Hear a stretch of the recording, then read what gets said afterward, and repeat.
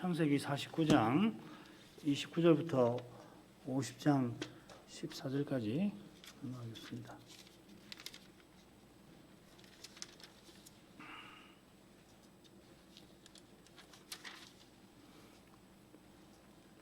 (49장) 29절부터 읽습니다. 그가 그들에게 명하여 가로되 내가 내 열조에게로 돌아가리니 나를 햇사람 에브론의 밭에 있는 굴에 우리 부여조와 함께 장사하라. 이 굴은 가나안 땅 마므레 앞 막벨라 밭에 있는 곳이라. 아브라함이 햇사람 에브론에게서 밭과 함께 사서 그 소유 매장지를 삼았으므로 아브라함과 그 아내 사라가 거기 장사되었고 이삭과 그 아내 리브가도 거기 장사되었으며 나도 레아를 그곳에 장사하였노라.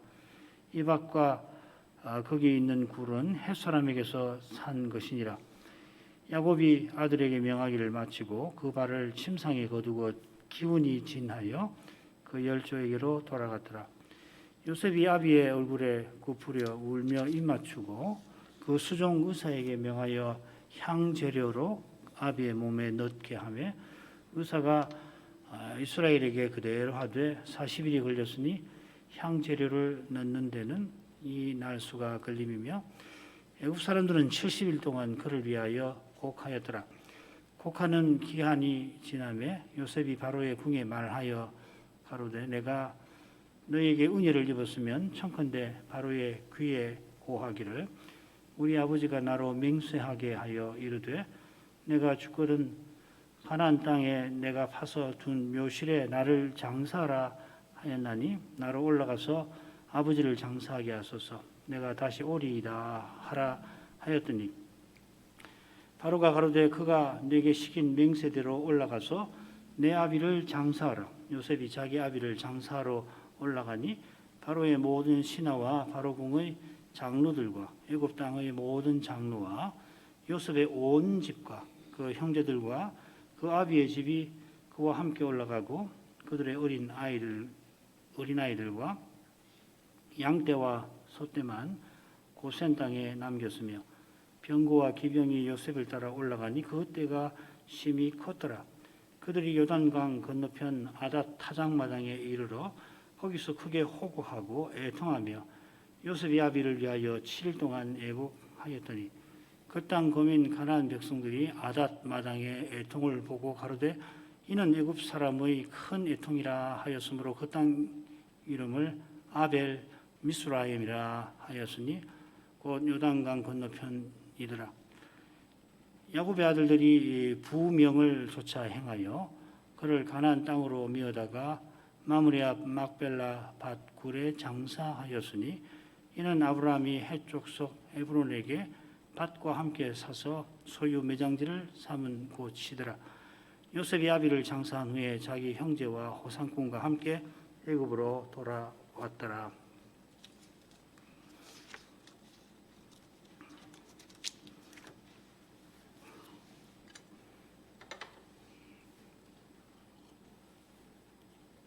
오늘 낭독한 말씀은 창세기 마지막 단락에 속합니다. 이 단락에는 두 족장의 죽음과 장사에 관한 이야기가 처음과 끝에 나오고 있죠. 앞에는 야곱의 죽음과 장사고 그리고 50장 후반부는 이 요셉의 죽음과 장사에 관한 내용이 나옵니다. 그리고 그 사이에 요셉의 형들이 요셉을 찾아와서 자기들의 죄를 용서해 달라고 빌고 요셉이 형들을 위로하는 일이 나옵니다. 그래서 세 부분으로 나눌 수가 있습니다. 49장 29절부터 오늘 읽은 50장 14절까지 그리고 50장 15절부터 해가지고 21절 그리고 22절부터 26절 이렇게 셋입니다. 두 죽음 사이에 나오는 단락이 짤막하긴 합니다만은 창세기만 아니라 모든 성경의 핵심 교훈이 나옵니다. 50장 19절 하반절부터 읽습니다. 내가 하나님을 대신하리이까 당신들은 나를 해하려 하였으나 하나님은 그것을 선으로 바꾸사 오늘과 같이 만민의 생명을 구원하게 하시려 하셨나니. 이 핵심 교훈은 하나님이 친히 언약을 이루셔서 구원하신다는 바로 그것입니다. 위대한 인물 요셉도 혹 요셉보다도 더 위대한 인물이 있다 하더라도 우리가 본 대로 아브라함이나 이삭이나 결국 인생은 아무도 하나님을 대신하지 못합니다. 위대한 족장도 그의 위대한 아들도 결국 죽어서 이 세상을 떠납니다. 그들의 죽음이 믿지 아니하는 자들의 죽음과 다른 면이 있는데 그 다른 점이 그들의 장사에서 잘 드러나고 있습니다. 야곱이 막벨라 굴에 묻히기를 바란 것이든지 요셉이 자기 시신을 가나안에 꼭 옮겨주기를 바랍니다. 이는 그곳이 언약의 땅인 사실에 있고 그곳이 특별한 땅인 것은 하나님이 거기 임재하셔서 자기 백성과 만나주시는 그 사실에 있습니다. 더 나아가 하나님께서 약속대로 메시아를 보내셔서 그들이 바라던 영원한 나라를 세워주시는 사실에 있습니다. 그 언약과 약속과 구원이 있어서 족장의 죽음이 헛되질 아니합니다. 우리의 죽음도 그러합니다. 오직 하나님의 구원에 우리의 이 삶의 의미가 있습니다. 그 구원이 하나님의 구원이듯이 오직 하나님께서 친히 언약을 이루어서 구원하십니다. 먼저 첫 번째 부분 보시죠. 한 5수로 나눌 수 있을 것 같습니다. 먼저 야곱이 죽기 전에 자기의 장래에 관하여서 유언하는 내용이 49장 29절부터 끝까지 33절까지 나오고 이어서 이집트에서 야곱을 위해서 곡하는 내용이 50장 1절부터 3절 그리고 가운데 요셉이 바로에게 아버지의 장사에 관하여서 허락받는 내용이 나옵니다. 그리고 이제 가나안에 가서 곡한 내용이 이어서 나오고 마지막 12절부터 14절까지는 야곱의 아들들이 아버지 유언대로 야곱을 장사한 내용입니다.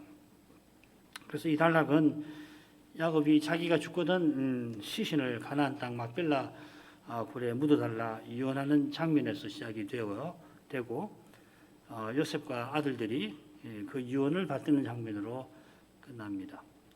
이 유언을 받들고자 하면은 반드시 이 바로의 허락을 받아야 하는데 그 허락받는 내용이 한가운데 나오죠.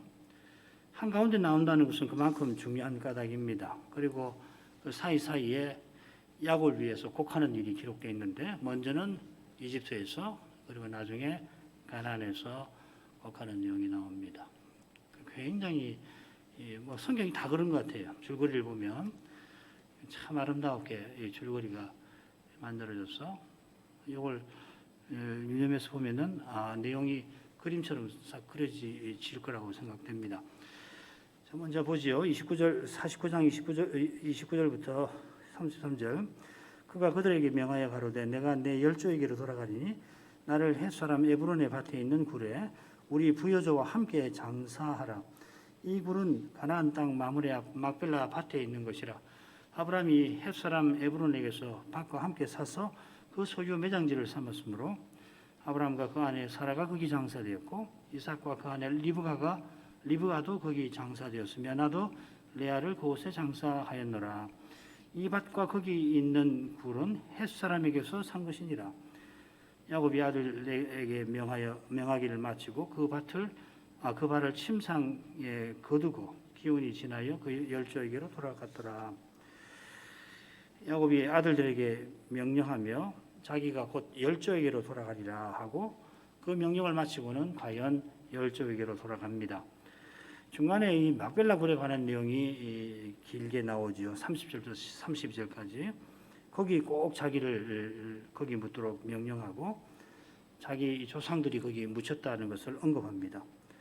아브라함이 그 굴을 선영으로 삼고자 헷사람에게 샀다 하였습니다. 자, 첫째로 야곱은 자기의 죽음을 내 열조에게로 돌아감이라 표현합니다. 정확하게는 열조라고 되어 있지 않고 내 백성에게 모임, 하나님께서 내 백성에게 모으심이라 이렇게 표현을 하고 있습니다. 33절도 똑같습니다. 이 같은 표현이 창세기 49장 1절에 야곱이 아들들에게 너희는 모이라 한 데 나옵니다. 야곱이 축복을 하려고 아들들을 자기에게로 한데 모이게 한 거지요. 그처럼 하나님께서도 그처럼 자기 백성을 한데 모으십니다. 야곱이 아버지나 할아버지처럼 나그네로서 이 세상에서 살아가면서 하늘 본향을 향하였는데 이제 죽어서 조상들이 먼저 나아간 하늘에 이르게 될 것을 바라본 겁니다. 야곱이 바라보았던 하늘은 하나님을 함께 모시고 섬기되 하나님을 아버지로 모시고 함께 사랑 가운데 사는 하나님의 집입니다. 성이기도 합니다. 거기는 사람 생각이 도무지 같이 하지 못할 사람들도 그리스도 안에서 가장 친밀하게 살고 있습니다. 교회의 참된 통일은 오직 은혜에 있습니다. 주님의 사랑이 참된 통일을 이루는 겁니다. 주님이 십자가 지시기 전에 드리신 기도가 바로 이 거룩한 통일을 위한 것이기도 하죠. 둘째로 살필 내용 역시 첫째 주제와 붙어 있습니다. 야곱은 마지막 유언에서 막벨라 굴에 관한 이야기를 길게 합니다. 햇사람 에브론의 밭에 있는 굴이라, 또 가나안 땅 마므레 앞 막벨라 밭에 있는 것이라. 아브라함이 햇사람 에브론에게서 밭과 함께 사서 그 소유 매장지를 삼은 것이라. 다소 장황하게 설명을 합니다. 우리에게 장황할 뿐이지요. 아울러 아브라함이 햇사람에게서 그 밭과 굴을 산 사실이 두 번이나 언급이 되어 있습니다. 이것은 아브라함이 하나님이 가나안을 주시며 약속하신 그 약속을 멀리서 바라보았던 것을 가리킵니다.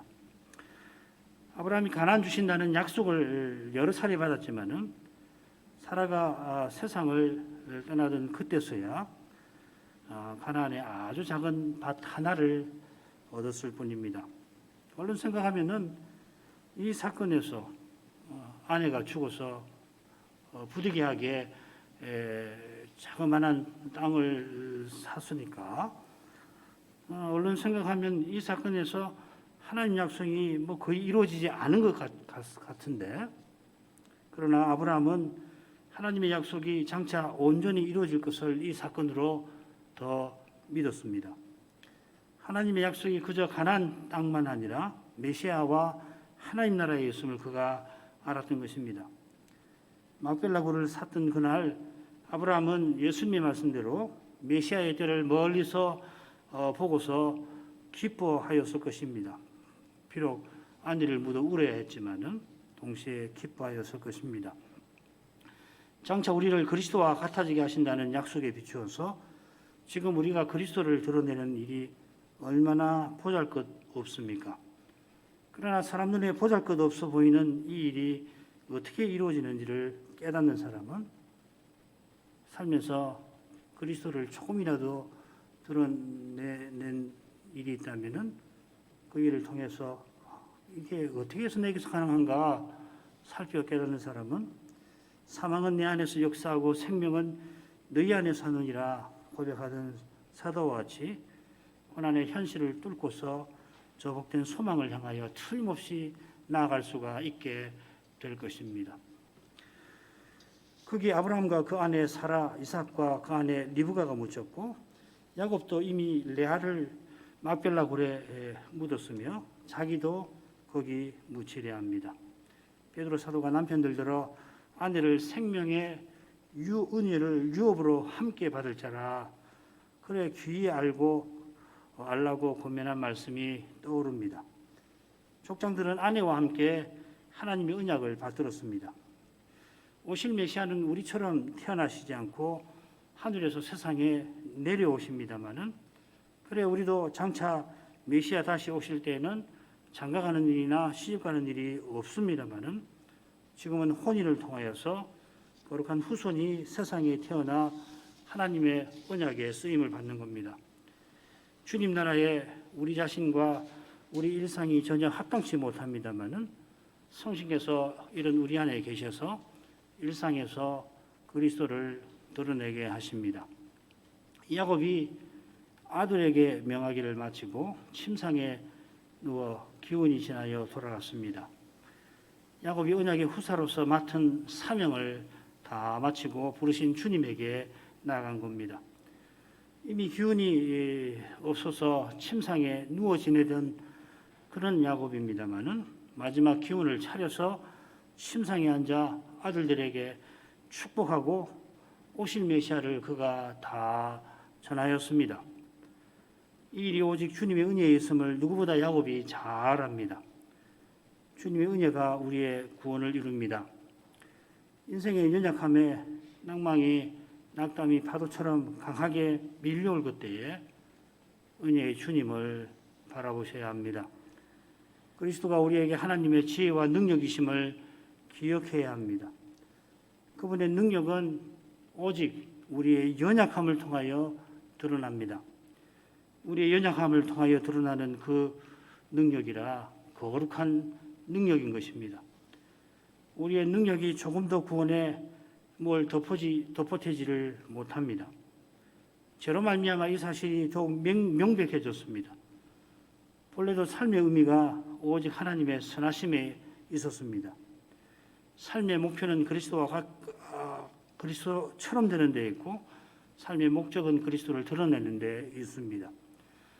오실 메시아를 증거하는 일로 야곱이 삶을 마친 것은 그리스도와 같아지는 목표에 그만큼 다가선 것입니다. 그 다음 부분 읽지요. 요셉이 아비 얼굴에 굽으려 울며 입 맞추고 그 수종 의사에게 명하여 향재료로 아비의 몸에 넣게 하매 의사가 이스라엘에게 그대로 하매 40일이 걸렸으니 향재료를 넣는 데는 이 날수가 걸림이며 애굽 사람들은 70일 동안 그를 위하여 곡하였더라. 요셉이 아들들을 대표해서 돌아가신 아버지에게 울면서 입 맞춥니다. 우리가 살핀 대로 이 야곱은 요셉을 장자로 대하였고 그처럼 요셉과 두 손자를 축복하기 전에 요셉을 불러 맹세까지 요구하며 나를 선영에 장사하라고 특별히 부탁을 했죠. 47장에 나옵니다. 겸하여 사실 요셉이 아니면은 야곱의 청을 이행하기도 힘듭니다. 요셉이 이집트 총리고 바로의 신임을 두텁게 받는 터라 아버지 시신을 가나안에 모셔가 거기 묻을 수가 있습니다. 요셉이 아버지를 가나안에 모셔야 하니까 수종 의사들로 이 부신의 시신을 미라로 보존하게 합니다.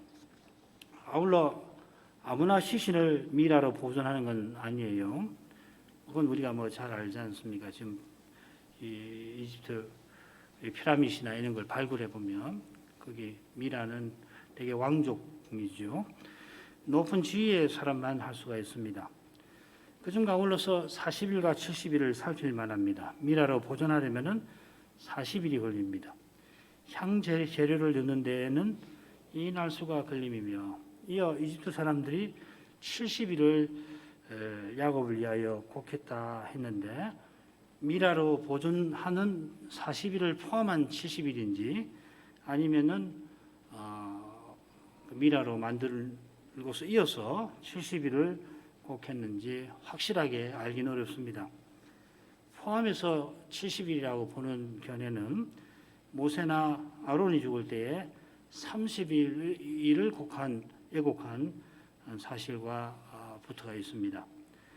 만일 미라로 보존하고 이어서 70일을 곡했다고 한다면은 그러면은 이집트 왕이 죽을 경우에 미라로 보존하고 이어 70일을 곡한 것과 같습니다.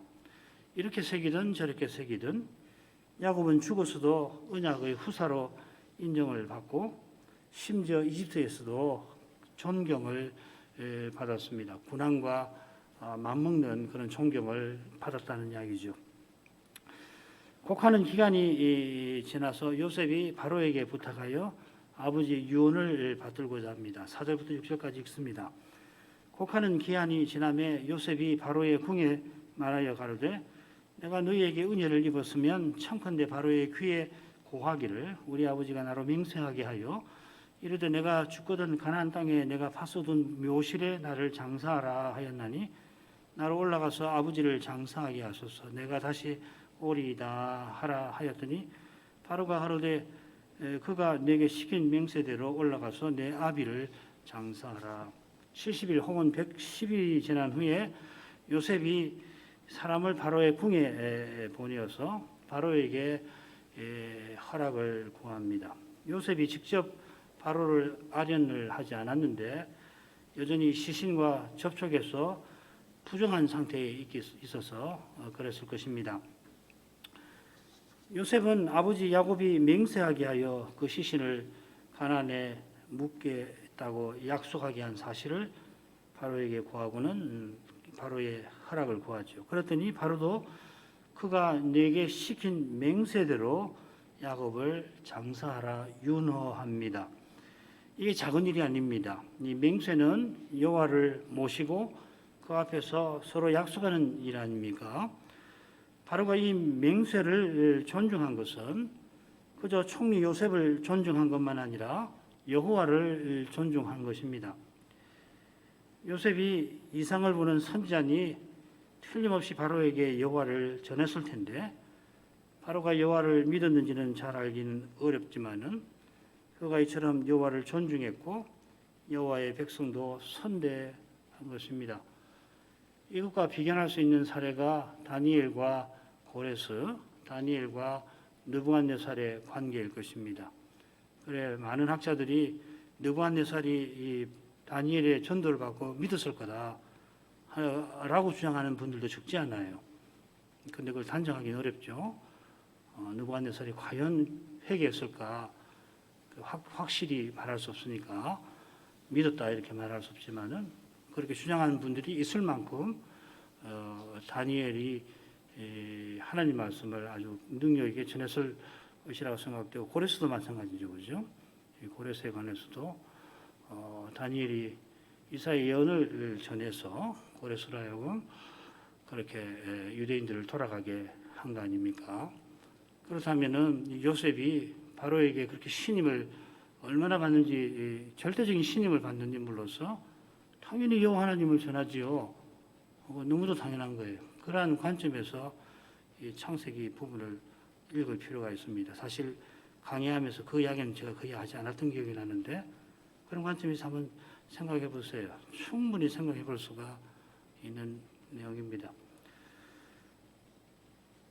이어서 가나안에 올라가는 야곱의 장래 행렬에 관한 내용이 7절부터 9절에 나오는데 읽습니다. 요셉이 자기 아비를 장사하러 올라가니 바로의 모든 신하와 바로궁의 장로들과 애굽 땅의 모든 장로와 요셉의 온 집과 그 형제들과 그 아비의 집이 그와 함께 올라가고 그들의 어린아이들과 양떼와 소떼만 고센 땅에 남겼으며 병거와 기병이 요셉을 따라 올라가니 그때가 심히 컸더라. 이 장래 행렬에 관한 대목인데 요셉이 두드러지지요. 요셉 말로 하면은 장례 위원장이 되는 겁니다. 요셉이 자기 아버지를 장사로 올라가는데 그와 함께 이집트 관리들과 이스라엘 백성이 올라갔고 요셉을 따라 병거와 기병이 함께 올라갑니다. 마찬가지로 장례 행렬은 이스라엘 백성에 관한 내용이 중간에 나오고 앞뒤로 이집트 백성에 관한 내용이 나옵니다. 좀 더 정확하게는 요셉의 온 집이 한가운데 나오는 방식입니다. 요셉이 국가적 지도자일 뿐만 아니라 언약 공동체를 대표하는 장자라 이 말이죠. 그죠? 말로 썼는데 그림이 그리잖아요. 장례식 행렬이 어땠는지 그 행색이나 군대의 규모나 이런 건 우리가 역사 자료를 통해서 더 살펴서 배울 수가 있는데 아무튼지 우리가 이미 갖고 있는 지식을 갖고 상상해 보면은 말씀이 그림이 그처럼 그려지지 않습니까? 행렬도 아마 그렇게 되지 않았을까 싶습니다. 이는 야곱의 약전, 야곱의 톨레로트죠. 야곱의 약전이 시작되는 창세기 37장의 첫 장면과 짝을 이룹니다. 이삭의 후에 이 창세기 25장부터 35장까지라고 볼 수 있는데 그 끝나는 대목을 보면은 야곱이 언약의 후사로서 언약을 이루는 길에 실패를 거듭맛보다가 야곱의 약전이 시작되는 그 대목에서 요셉을 통하여 언약을 이룰 수가 있겠구나 하는 소망을 거듭 갖게 됩니다. 야곱이 요셉에게 채석옷을 입히고 형들의 일을 감독하게 했고, 아울러 요셉의 꿈들을 마음에 두며 요셉을 통하여 자기가 이루고자 하나 잘 이룰 수 없는 이 언약이 어떻게 이루어질 건가 기대하였을 겁니다. 그 꿈대로 요셉은 이집트 총리가 되어 아버지를 이어서 신실하게 언약을 이어갑니다. 이집트 총리로서 받은 권위를 써서 아버지의 유언, 하나님의 뜻을 받듭니다. 아버지의 유언이 단지 가정일이 아니라 언약 백성이 이집트를 떠나서 언약의 땅에 돌아가는 일과 붙어 있습니다. 이것은 요셉이 죽기 전에 유언하며 하나님이 정녕 너희를 권고하시리라 하는 고백에도 잘 드러납니다. 이런 아름다운 결말은 야곱의 약전의 처음이나 이삭의 후에, 마지막에서는 기대하기 힘든 것입니다. 오직 하나님이 은혜로 언약을 이루십니다. 이 사실은 자기 백성이 메시아를 십자가에 못 박는 이 끔찍한 일로, 있을 수 없는 일로 하나님이 구원하시는 데에서 잘 드러납니다. 났습니다.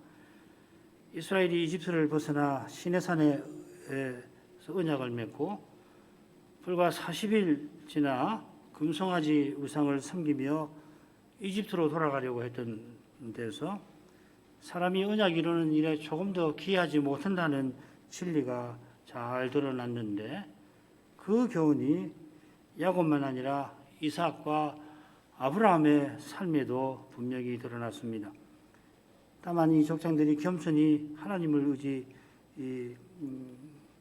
의지하여서 하나님께서 언약 이루시는 일에 귀히 쓰임을 받았는데, 그들이 하나님을 의지하고 하나님의 일에 쓰임 받는 비결이 하나님의 은혜에 있었지요.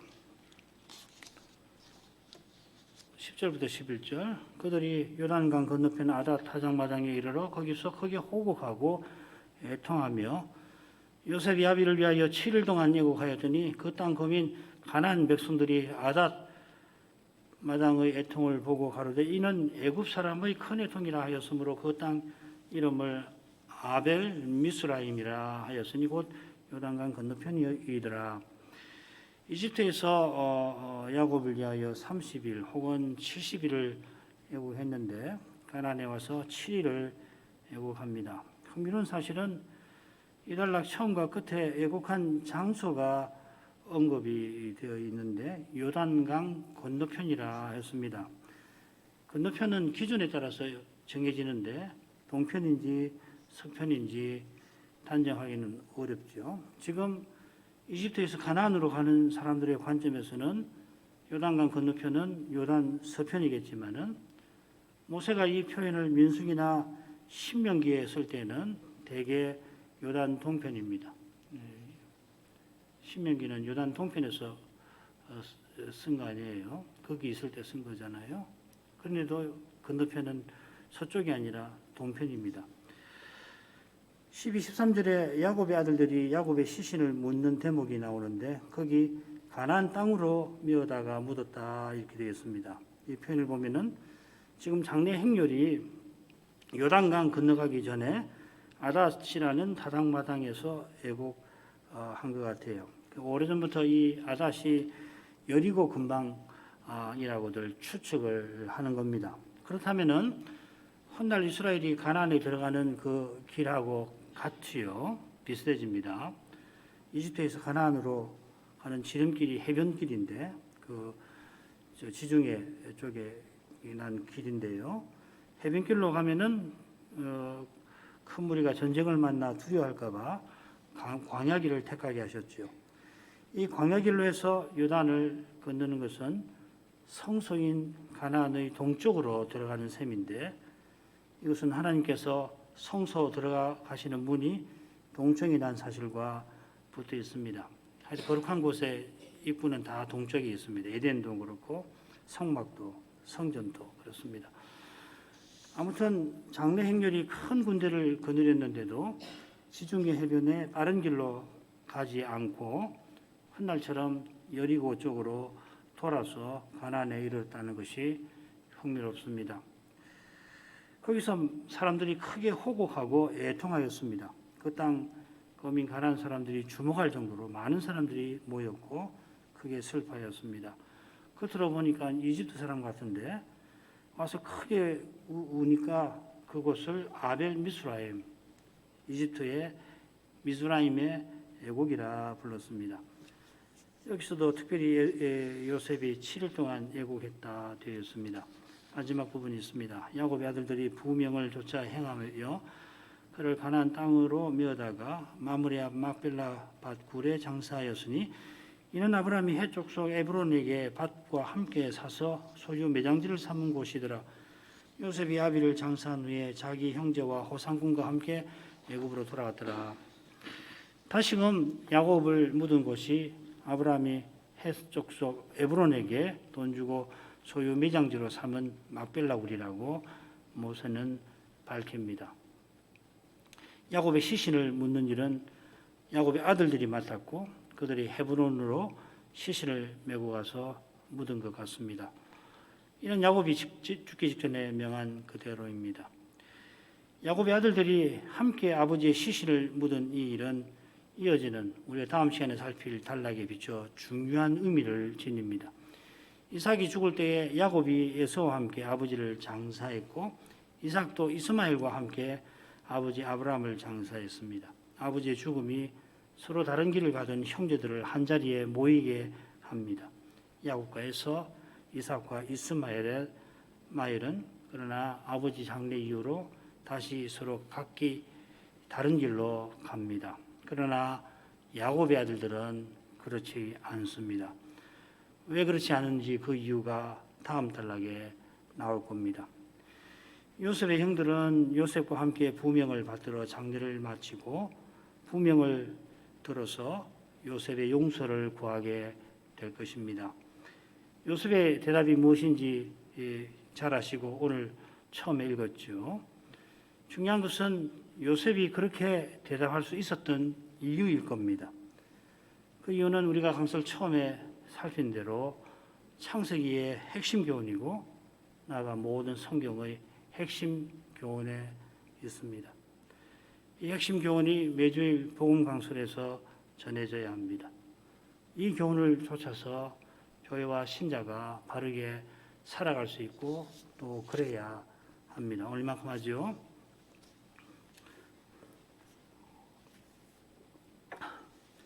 기도할 제목 있습니다. 창세기는 두 족장의 죽음과 장사로 끝나는데 오늘은 야곱의 죽음과 장사를 살폈습니다. 그가 17년 전에 이집트로 내려와서 바로 앞에서 자신의 삶을 나그네의 길이라 표현했는데 이제 죽어서 가나안 땅에 묻히기를 바랍니다. 이것은 가나안이 하나님께서 약속하신 땅인 것과 붙어 있습니다마는 하나님께서 야곱에게 주시마 약속하신 것은 실은 신이 지으시고 터가 있는 성 하나님 나라였습니다. 야곱도 아브라함과 이삭과 마찬가지로 장차 아브라함의 후손이 오셔서 세우시는 영원한 나라를 바라며 이 땅에서 나그네로 살아간 것입니다. 사실 그는 아브라함이나 이삭보다 생생하게 나그네 삶을 살아갔습니다. 그가 에서에게서 장자권을 가로채려고 눈먼 아버지를 속인 탓에 고향인 가나안과 부모 형제를 떠나야 했습니다. 바담 아람에 가서 자기보다 속임에 능한 삼촌 라반에게 몇 번이나 어려움을 겪어야 했고 떠날 수 없었죠. 거기서 마침내 가나안에 돌아오게 되지만은 군대를 끌고 온 형 에서를 피할 수가 없었습니다. 놀랍게도 형과 화해했지만은 그가 세겜에 머물면서 실로 끔찍한 일을 겪어야 했고 디나가 엄청난 일을 당하고 레위와 시므온이 끔찍한 일을 행했죠. 그 일을 겪은 후에 하나님과 약속한 대로 베델로 돌아왔지만은 거기서 베들레헴 가는 길에 사랑하는 아내를 잃어야 했습니다. 그러나 그의 나그네 길에 험악한 세월은 아직도 남아 있었습니다. 언약의 후사로 삼은 요셉이 형들에게 형들 손에 이집트로 팔려간 줄도 모르고 짐승에게 찢겨 죽은 줄로만 알았고 다시 요셉을 만나는 그 동안 20여 년을 야곱은 죽음의 고통과 슬픔 중에 지내야 했습니다. 그의 슬픔과 고통은 다른 게 아니라 하나님 언약을 이룰 길이 보이지 아니한 거기에 있었을 겁니다. 큰 기근을 만나 겨우 아들들이 기근을 만나 죽게 됐는데도 가려고 안 하니까 채근해서 이집트에 보내서 양식을 얻었지만은 이내 양식은 동나고 다시 양식을 구하러 가야 했지만은 베냐민을 잃을 수 있다는 그 위기 앞에서 130이나 되는 노인이 그 위기 앞에 홀로 서야만 했습니다. 얼마나 불행합니까? 장자인 루벤에게서 둘째 셋째인 레이와 시므온에게서 그 다음 유다에게서 언약을 이을 길이 보이지 않던 야곱은 언약의 후사로 삼은 동생 요셉의 동생 베냐민마저 잃는다는 것은 아마도 모든 것을 잃는 것과도 같았을 것입니다. 그러나 바로 그 순간에 여호와께서 유다를 통하여 피할 길을 내십니다.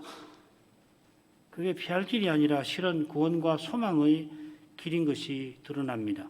죽은 줄로만 알았던 요셉이 이집트 총리가 되어서 온 세상을 덮쳤던 그 기근에서 언약 백성을 구출한 겁니다.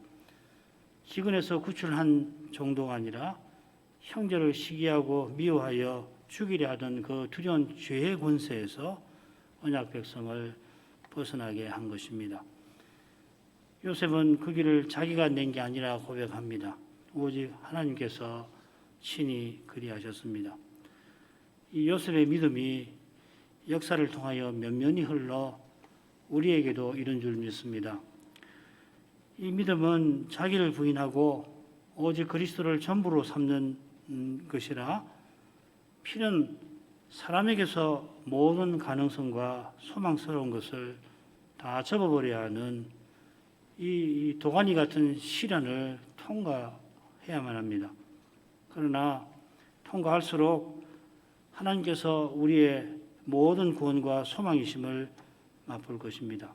하나님께서 우리가 구하는 것이나 생각하는 것에 능히 넘치게 하시는 분이시라 우리에게 주시는 은혜는 우리가 바라는 것보다 훨씬 복스럽고 즐거운 것이 될 것입니다.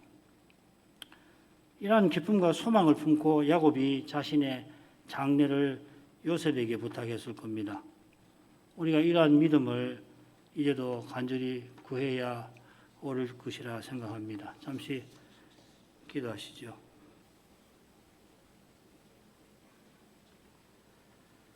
기도하겠습니다.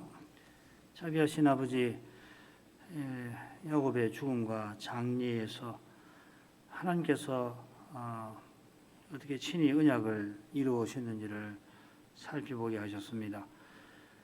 야곱이 요셉의 초청을 받아 바로 앞에 설 때에 자신의 지난 삶을 나그네의 길에 빗대었고 살아왔던 130여 년을 험악한 세월이라 밝혔습니다. 아브라함이 갈대 우르를 떠나 화란을 거쳐 가나안에 들어가서는 거기서 작은 땅 하나를 얻지를 못하고 이족 속 저족 속 틈바구니에서 양을 치며 나그네로 살았는데 야곱도 어려서 할아버지, 아버지와 함께 장막에서 나그네로 살았지만은 사람의 깨와 힘으로 장자권을 얻고자 아버지를 속인 바람에 하나님께서 주신 이 약속의 땅을 떠나서 저 멀리 바단 아람으로 떠나야 했습니다. 바단 아람이 본래 할아버지 고향이고 친척들이 살던 곳이지만은 그러나 가나안을 떠날 때 아버지와 어머니와 가족과 부족을 떠나야 했고 또 바단 아람에서 친척과 함께 살았지만은 삼촌 라반에게 몇 번이고 속임을 당하며 거기 매여서 일꾼과 같이 살았고 오직 하나님의 도우심으로 겨우 거기를 벗어나서 가나안으로 돌아올 수가 있었습니다.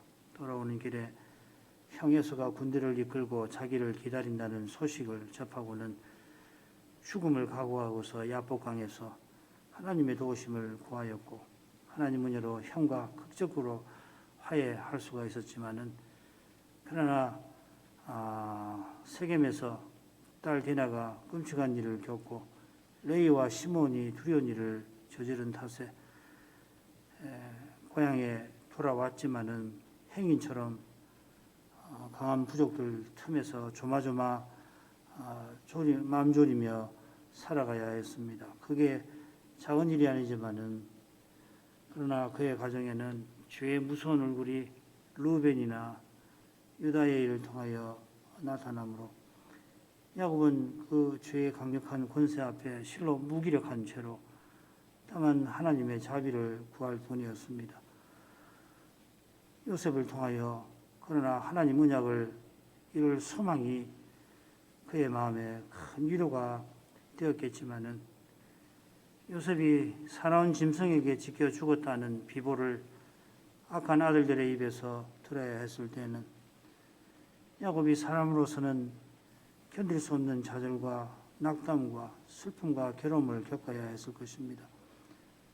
죽음과 같이 깊은 슬픔의 세월이 20여 년 흐를 즈음에 야곱은 온 세상을 망하게 할 기근을 만났고 130세나 된 노인의 몸으로서 그 위기 앞에서도 망설이는 아들들을 겨우 채근하여 양식을 구하러 보냈지만은 결국 베냐민마저 잃어버릴 그러한 처지에 내몰리고 말았습니다. 요셉을 잃었으니 베냐민에게서 간신히 언약을 이룰 소망을 그에게 베냐민에게 두었겠지만은 그마저도 하나님께서는 버리게 만드셨습니다.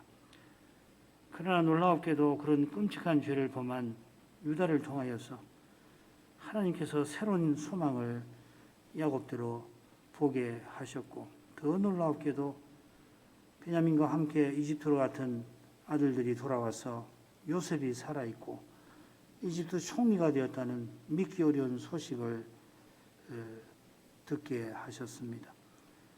죽은 줄로만 알았던 요셉이 언약 백성을 살릴 뿐 아니라 온 세상을 기근해서 살리고 있었습니다. 그처럼 하나님께서 요셉을 통하여 언약 이루는 일에 죽은 자나 다름없던 형편없는 아들들을 회개하게 만드셨습니다. 언약 백성의 모습을 찾아볼래야 찾아볼 수 없던 그들이 이제는 언약의 나라를 이루는 기둥과도 같은 12지파로 서나가게 하셨습니다. 야곱은 하나님께서 친히 행하신 일에서 아브라함의 후손으로 메시아를 보내신 그날을 더욱 소망스럽게 바라볼 수가 있었습니다. 그가 소망 중에 바라던 그 일이 이제 온전히 이루어진 것을 우리가 압니다. 심지어 하나님이 사람 되시고 친히 십자가를 지시며 부활에 이르심으로 우리의 구원을 이루어 주셨습니다. 우리의 구원에 필요한 모든 일을 그리스도께서 다 이루셨습니다. 구원 얻는 일에 인생이 별도로 행할 것이 단 하나도 없게 하셨습니다. 오직 그리스도를 전심으로 믿고 의지하라 하십니다. 우리가 구원의 일에 기여하는 바가 하나도 없듯이 그리스도를 믿고 바라는 이 모든 것이 오직 하나님 은혜에 속하는 것을 고백합니다. 그리스도를 본받고 그리스도를 드러내어 그리스도의 몸답게 서나가는 것도 오직 하나님 은혜에 있음을 고백합니다. 이것을 잊지 아니하게 하옵소서. 이것을 잊는다면은 실로 믿음의 길에서 재앙을 만나는 것과도 같을 것입니다. 이 길에 이러한 착각만큼 교만만큼 창해되는 것이 없는 줄로 압니다. 이러한 것을 일깨우는 말씀이 강단들에서 전파되게 해주시고 오직 그리스도를 참으로 고백하며 그 그리스도를 전부로 삼는 믿음 위에 교회가 서가게 하여 주옵소서. 이 믿음이 실로 절실한 시대를 살아가고 있음을 주께서 알려주십니다. 하늘의 아버지시여 주님의 백성들을 긍휼히 여겨주시옵소서. 예수님의 이름으로 기도합니다. 아멘.